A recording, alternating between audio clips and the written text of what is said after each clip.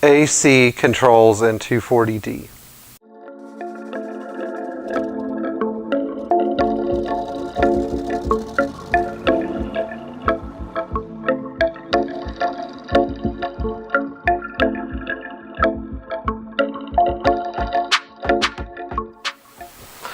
Hello, I got a really great question from Basharat, who has a 1982 40D and can't seem to get his AC compressor to come on despite having fully charged the AC system. So this is an interesting question because a lot of people don't know how the AC controls in a 240D work.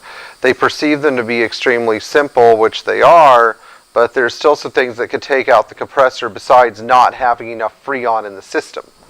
So there were two different AC switches used on the 123 series 240D, which is what we will focus on in this video. From 1977 to 80, there was a rotary switch in the dash that was almost like a knob that you turned left to right. This rotary switch has an AC control switch mounted on the back of it that has a temperature sensing wire that goes into the evaporator. This temperature sensing wire that goes into the evaporator takes the evaporator temperature and sends a signal back to the AC switch, allowing the compressor to cycle on and off. These switches do occasionally fail, and if they do fail, the compressor will not come on at all. The second type of AC control on the 240D, and of course on some European market 123s, is the rotary switch that you rotate up and down.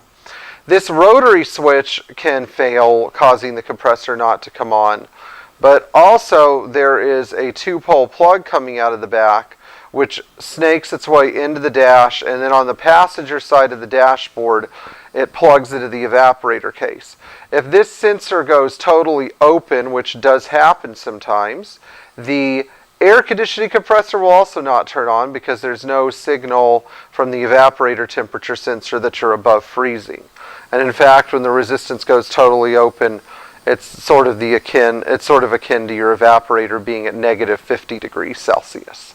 So for more great information about the 240D and its wonderful and very simple AC system, in fact, I think the 240 had the best AC system of any Mercedes, please don't hesitate to drop us a line.